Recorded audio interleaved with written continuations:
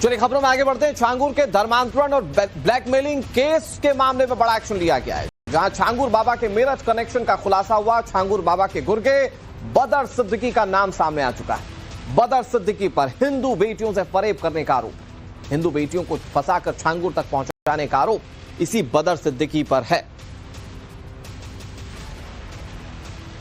तो बदर सिद्दीकी तक पहुंच चुकी है जांच टीम, और जांच टीम के बदर सिद्दीकी तक पहुंच जाने के बाद उम्मीद की जा रही है कि उससे संबंधित और भी तमाम लोग जो हैं वो जल्द खुलकर सामने आएंगे। तो धर्मांतरण के सबसे बड़े सरगना जलालुद्दीन उर्फ छांगुर बाबा, जो अभी कानून के शिकंजे में, उसे लेकर कोई ऐसा दिन नहीं है जब कोई बड़ा या चौंकाने वाला खुलासा ना होता। उसका एक एक कच्चा चिट्ठा खुलकर सामने आ रहा है। दुनिया को पता चल रहा है कि कैसे इसने धर्मांतरण के लिए इंटरनेशनल गैंग की तैयारी की थी।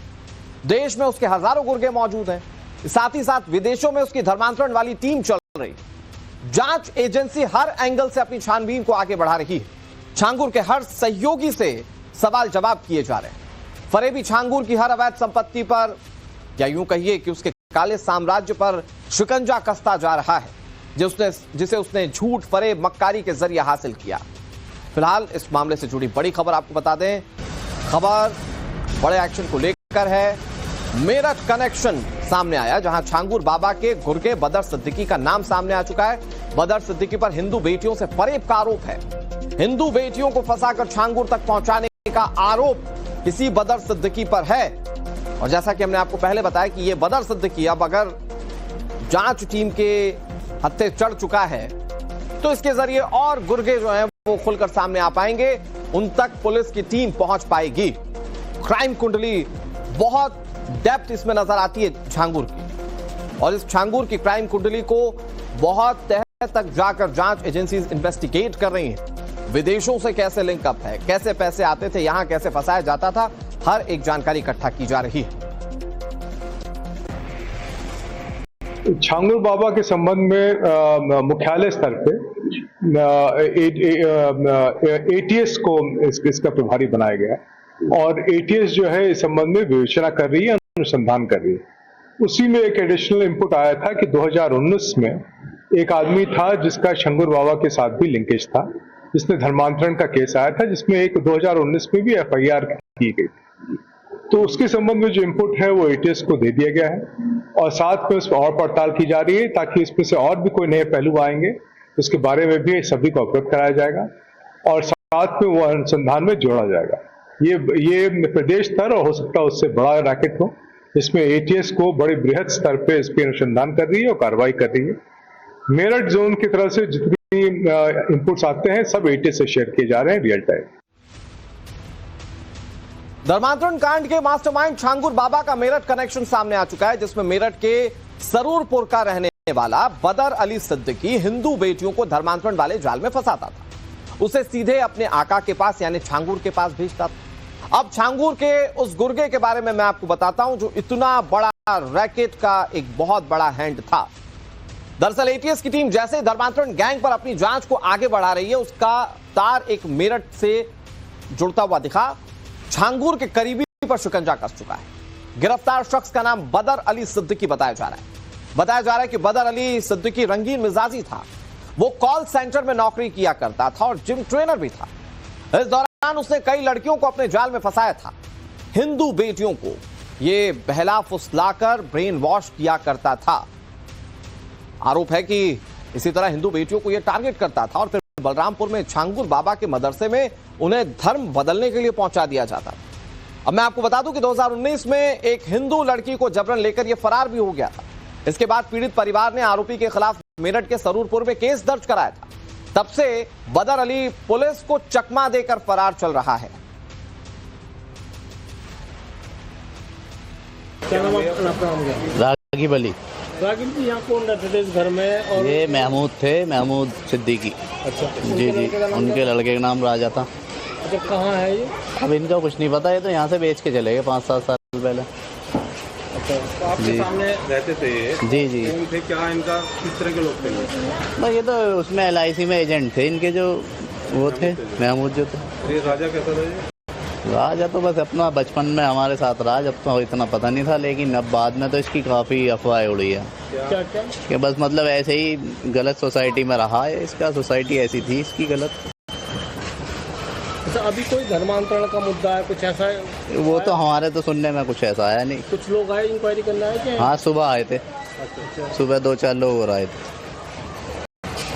क्या बदर था इसका नाम पूरा क्या? हाँ, बदर अली, बदर ही नाम। बदर मतलब बदर सिद्दीकी। तो किस तरह से जो बता रहे थे हम गलत सोसाइटी में था क्या?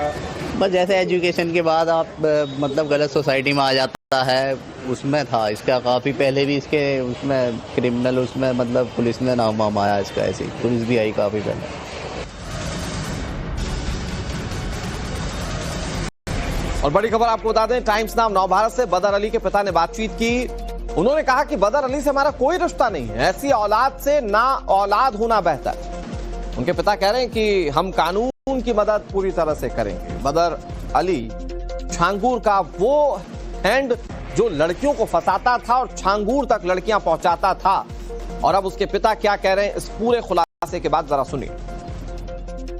मेरा महमूद अख्तर है और बदर का मैं कुछ नहीं लगता, कुछ भी नहीं लगता। क्यों ऐसा क्यों कह रहे हैं? प्रशासन ऐसी औलाद से ना औलाद होना बेहतर है। समझा गया, हुआ था, मर गया, बस इतना कहते, इससे अलावा कुछ नहीं। ऐसा क्या हुआ जो आपको इतना बड़ी बात सोचनी पड़ रही है? नहीं, मैं बीमार हो गया, मैं बिल्कुल ठीक ठाक था, मैं बिल्कुल सही था, मेरी इतनी तबीयत खराब नहीं थी। मैं 5-6 साल से तो सोया नहीं हूँ इस चक्कर में। हाँ, हर आदमी की प्रिया कैसे एंट्री करी? प्रिया का मुझे नहीं मालूम, कौन है प्रिया, मुझे नहीं मालूम। नाम समय से आपके टच में नहीं है बाबूजी? कब से बात नहीं होती? कब आखिरी बार बात हुई? सन 19 से हमारे टच में नहीं है वो। ना कोई फोन है, ना कोई बात है। और फोर्स भी एक बार नहीं, कम से कम 20 बार आ चुकी है। जो उसकी ड्यूटी है, उसकी ड्यूटी से हम इनकार, हम प्रशासन को सहयोग देगा पूरा। बदर अली के पिता को आपने सुना और वो इस बात पर रिग्रेट कर रहे हैं कि बदर अली उनका बेटा है। लेकिन टाइम्स नाउ नवभारत पर बदर अली की मां भी आई। उन्होंने कहा कि बदर अली अब हमारे साथ नहीं है, गुनहगार कोई भी हो, सजा मिलनी चाहिए। छांगूर का सहयोगी बदर अली, जिस तक जांच एजेंसी पहुंच चुकी है, उसे ढूंढने की कोशिश की जा रही है। लेकिन बदर अली के माता पिता कह रहे हैं कि हमारा कोई लेना देना नहीं है और उन्हें रिग्रेट है कि बदर अली उनका बेटा है। बदर अली की मां क्या कह रही है, अब जरा ये सुनिए। गुनहगार है, चाहे वो मेरा बेटा हो, कुछ भी हो, अगर वो गलती करता है उसे सजा दो आप, हमें कोई दिक्कत नहीं है, ना ही वो हमारे साथ है। आंटी, आखिरी बार मुलाकात मुकदमे के बारे में क्या बता रही थी? ये बता रही थी कि वो उस पे ये आरोप था कि लड़की को ले गया, लड़की ने आगे उसके पक्ष में बयान दे दिए थे, सुना था उन्होंने शादी कर ली दोनों ने। फिर सरूरपुर थाने वालों ने वहां जाके आप मालूम कर सकते हैं, उस लड़की को उसके माँ बाप को सौंप दिया था। वो वहां से फिर दोबारा चली गई। किसके साथ? ये हमें क्या पता किसके साथ, हमें तो पता चला कुछ पता है कि नहीं, उसका हमें कोई पता नहीं है बिल्कुल भी। क्योंकि हमने अपने फोन नंबर चेंज कर दिए थे, क्योंकि हम चाहते नहीं थे कि हमसे कोई भी ताल्लुक रहे उसका। अच्छा, बदर करता क्या था?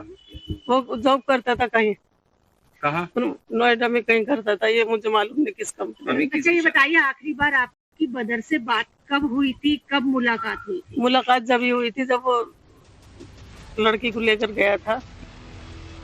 2019 में बदर अली के खिलाफ शिकायत दर्ज की गई थी कि उसने एक हिंदू लड़की को फंसाकर उसे भगाया था और उसके खिलाफ शिकायत पुलिस में दी गई। तब से उसको पुलिस ढूंढ रही है। लेकिन अब छांगूर से तार जोड़ने के बाद जांच एजेंसी उस तक पहुंचने की कोशिश कर रही है। हमारे साथ हमारे सहयोगी मनीष यादव जुड़ गए। मनीष, जैसे जैसे जांच आगे बढ़ती जा रही है, बहुत सारी चीजें खुलकर सामने आ रही हैं और इसका एक नया उदाहरण बदर अली के रूप में है, जो कि छांगूर का गुर्गा है और पुलिस अब इस तक जल्द से जल्द पहुंच सकती है। जो खुलासे इसे लेकर हो रहे हैं। देखिए, बिल्कुल जांच एजेंसियां लगी हुई है, पूरे नेटवर्क तक पहुंचना है। बदर जैसे कितने एजेंट छांगूर ने पाल रखे थे और कौन कौन से जिले में उनका नेटवर्क बनाया हुआ था, ये सब पहुंचने की कोशिश है और धीरे धीरे जानकारी एटीएस और एसटीएफ को मिल भी रही है। साथ ही ईडी भी एक्टिव हुई है। ईडी ने छापेमारी की और पाकिस्तान की जो एजेंसी, खुफिया एजेंसी है आईएसआई, उससे कहीं इसका कोई एफिलिएशन तो नहीं है?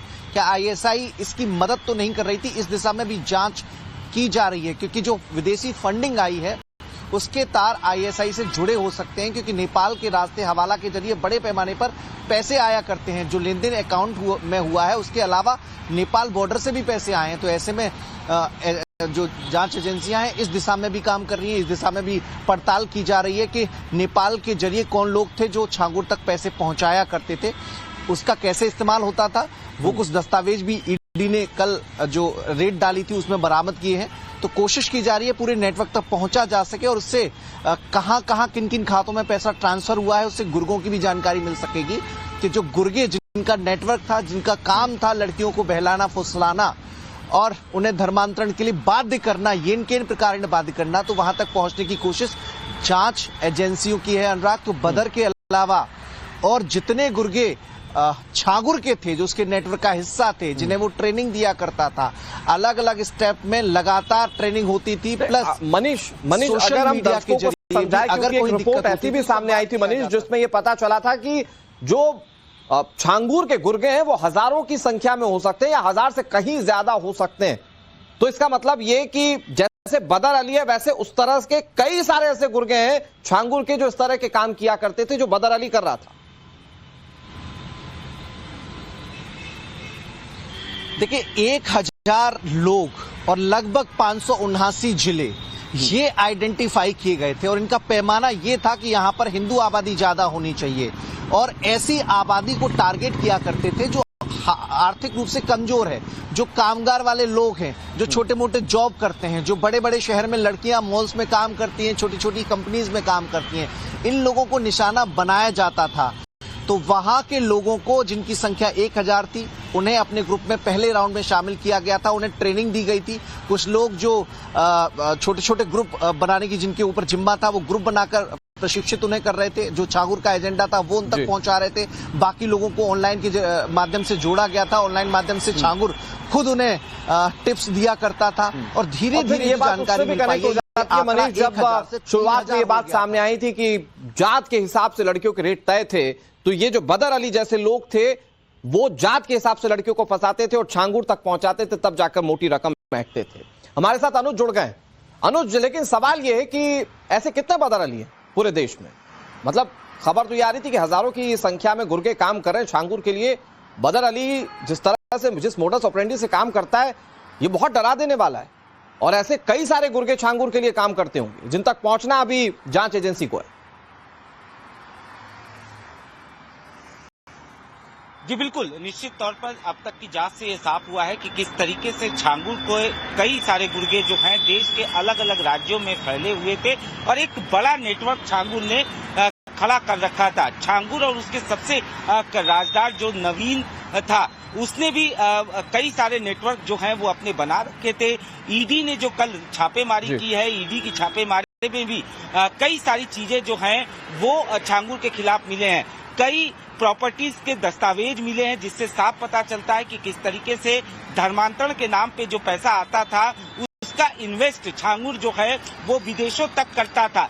भारत के करीब 10 से ज्यादा प्रॉपर्टीज को ईडी ने चिन्हित किया है। जल्दी इन प्रॉपर्टीज को ईडी जो है वो अटैच करेगी। इतना ही नहीं, जो छांगुर है उसका राजदार नवीन का जो साथी है शहजाद शेख, उसके मोबाइल से जो करेंसी मिली है उससे साफ पता चलता है कि किस तरीके से धर्मांतरण का ये नेटवर्क जो है वो विदेशों तक फैला हुआ था। फिलहाल ईडी का ये कहना है कि शहजाद शेख के मोबाइल में कई सारे ऐसे राज छिपे हुए हैं जिसका पर्दाफाश होना है और यही वजह है कि उसके मोबाइल फोन को खंगाला जा रहा है।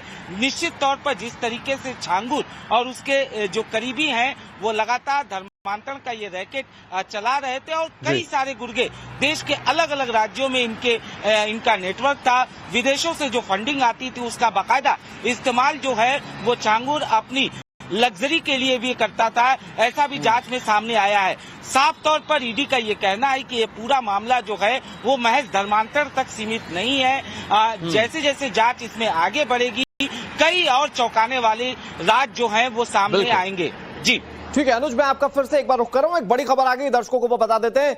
छांगुर बाबा पर एटीएस का एक और बड़ा एक्शन हुआ है। छांगुर बाबा की करोड़ों की संपत्ति पर शिकंजा कसा गया।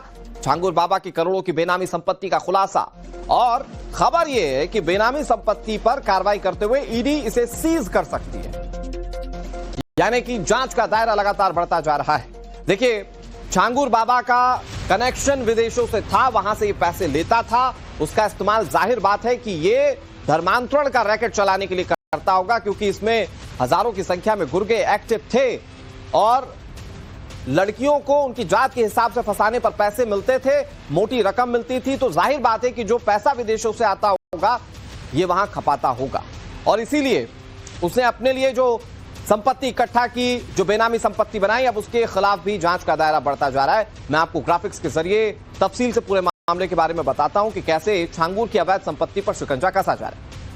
उत्तर प्रदेश के बलरामपुर में छांगुर बाबा की अकूत बेनामी संपत्ति का खुलासा। छांगुर की करोड़ों की संपत्ति का पर्दाफाश हो चुका है। बलरामपुर जिले के अलग अलग इलाकों में संपत्ति है, खेत से लेकर कोठी और दुकान, सब कुछ उसके नाम पर है। धर्मांतरण के नाम पर करोड़ों रुपए की विदेशी फंडिंग आई। आरोप है कि उसने विदेशी फंडिंग को प्रॉपर्टी में इन्वेस्ट किया है। संपत्तियों की कीमत करीब 10 करोड़ आंकी गई है, या इससे ज्यादा भी हो सकती है। ज्यादातर संपत्तियां 2020 से 2021 के बीच खरीदी गई। जल्द ईडी छांगुर की बेनामी संपत्तियों को सीज कर सकती है, कार्रवाई उस दिशा में की जा सकती है। लेकिन सवाल यह है कि विदेशों से पैसा देने वाला कौन है, और जो विदेशों से दे रहा है आखिर धर्मांतरण के लिए ही क्या वो सब कुछ कर रहा है? बहुत सारे सवाल हैं जो जांच एजेंसीज पता करेंगे। लेकिन ये बेनामी संपत्ति पर कार्रवाई अनुज आर्थिक रूप से छांगुर की कमर तोड़कर रख देगा। उसका जो पूरा नेक्सस चल रहा था धर्मांतरण का, उस पर एक बहुत बड़ा आघात होगा ये जांच एजेंसी का।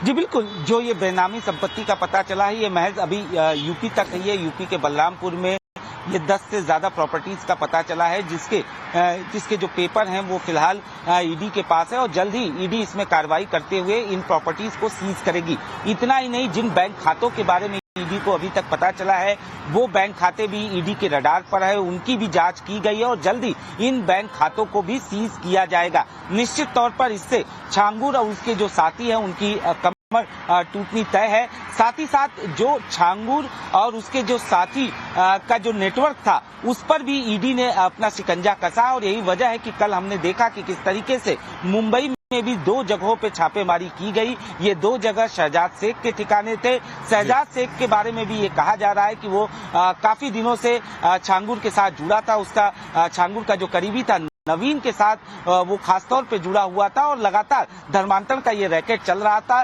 तार जो थे वो विदेशों तक जुड़े हुए थे उसके मोबाइल फोन से, साफ तौर पे ये पता चला है।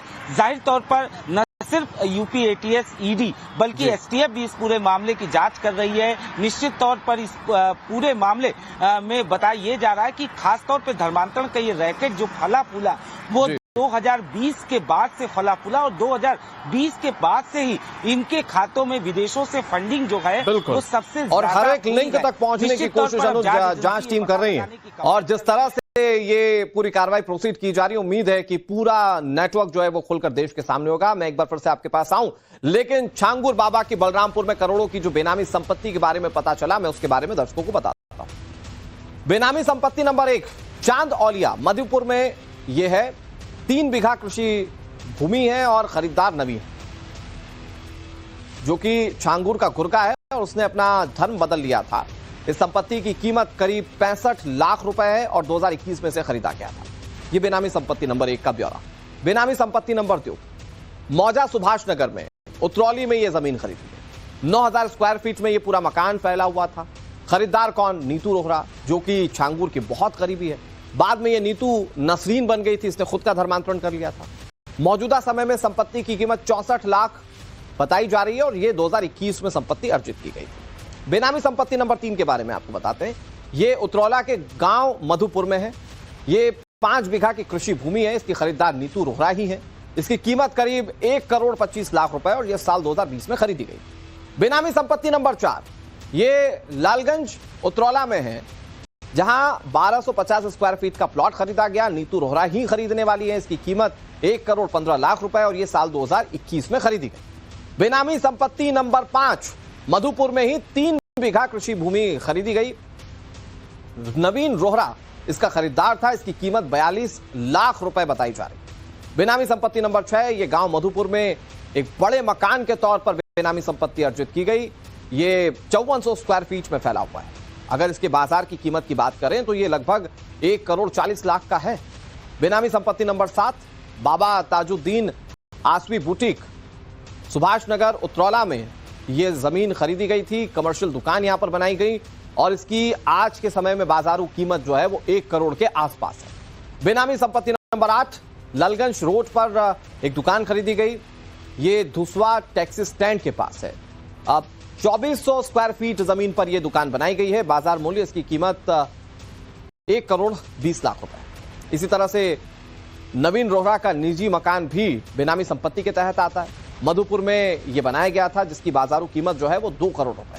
बेनामी संपत्ति नंबर 10, छांगुर का खुद का मकान, ये उतरौला में है। 3000 स्क्वायर फीट में इसे बनाया गया था। महल नुमा मकान था और उसके अंदर कहा जाता है कि धर्मांतरण का एक पूरा रैकेट चलाया जाता था।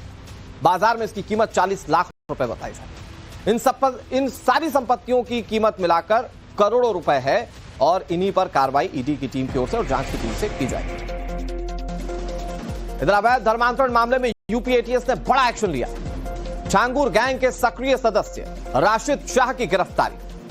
पुलिस ने छांगुर के भतीजे को हिरासत में ले लिया है। 13 घंटे की छापेमारी में 12 ठिकानों पर दबिश दी गई। घर वापसी करने वाले चश्मदीदों को धमकियां मिल रही हैं। छांगुर के काले साम्राज्य को